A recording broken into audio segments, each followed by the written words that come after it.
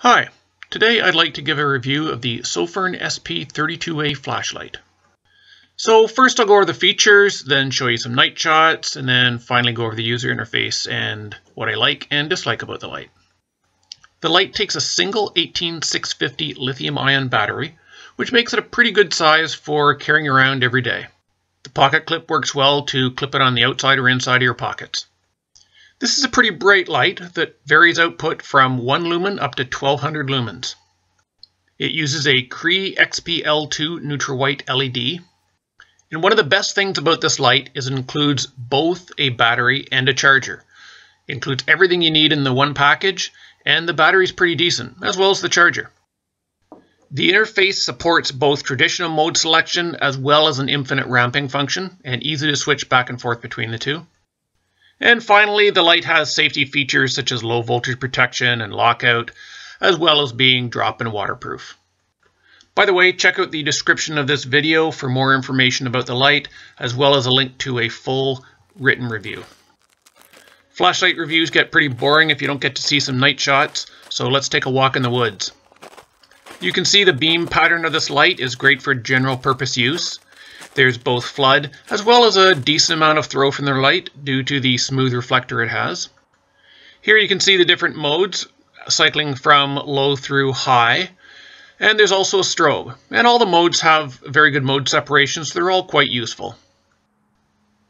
It's easy to double click the light to get into turbo mode right away, and that gives you a very good bright beam. It will step down after 1 minute, but it's great for if you need a lot of light for a short period of time. Here are some still shots of the light in an open field. The light doesn't have a lot of throw, so you won't be able to reach the trees back there, but it gives you a lot of light for up close work and out to moderate distances. Here's a comparison of two lights that are very similar. One is the BLF A6 on the left, and the other is the Sofirn SP32A on the right. Very similar outputs, very similar throw. Sofirn has a little more throw. If you want to see how one compares against a light with a good throw, take a look at something like Convoy C8 on the left and the Sofirn on the right. You can see the C8 reaches well out to the trees there. You're not going to get that with a small EDC light. Finally, this is a shot of how it compares to my favorite outdoor EDC light, the Zebralight SC600 Mark IV High Intensity. It has a fair bit more throw than the Sofirn. It's designed for more throw, but they're actually fairly comparable in terms of output. Okay, let's get back to the boring part of the video.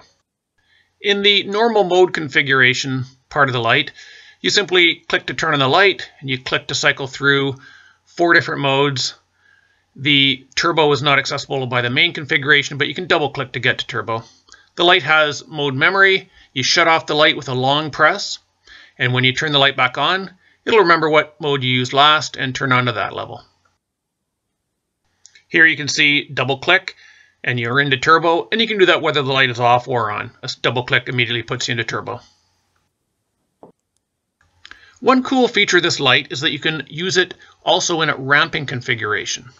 To get into that mode, press and hold the button for 3 seconds, and then you'll enter into a ramping state. And from there you can just hold the button down and it'll cycle from 1 lumen to the full 1200 lumens. The ramping works really well. It cycles quickly, and yet it's also very easy to pick a particular level that you want. The light has mode memory in ramping mode as well, so when you shut the light off at a particular level, it'll turn back on to that level. Now, ramping works by pressing and holding, and if you do it fairly quickly after the last time you press and hold, it will reverse direction. So you can either ramp down or ramp up. If you leave it for a long time after not pressing the button, then it'll just continue on in whatever direction you had before. For those of you that don't like long presses to turn off the light, the ramping configuration is really good because you just do a single click to turn on the light and a single click to turn off the light, and it's the press and holds that do the ramping. To switch back to the mode configuration, just hold the button down again for a few seconds, and then it'll switch back to the mode levels, and there you can just cycle through discrete modes by pressing the button. Now, for those of you who hate people around you, you can enter strobe just by doing a triple click of the button, and that will immediately put you into a mode that will annoy everybody. One thing that's important to do is lock out the light if you're carrying it around and not using it. You can do that by a quadruple click of the switch, and then basically when you press the light, it just sort of warns you that it's in locking mode and you can't activate it accidentally. If you compare the Sofirn SP32A against the BLF A6, it's a very similar light.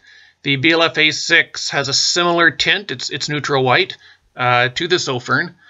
And the Sofirn has a little throwier beam. They're both fairly floody, but the Sofirn smooth reflector gives it a little tighter hotspot, and that maintains a brighter output out to further distances. You can see as you pull back here, the BLF A6 kind of goes into fuzzy territory before the Sofirn does.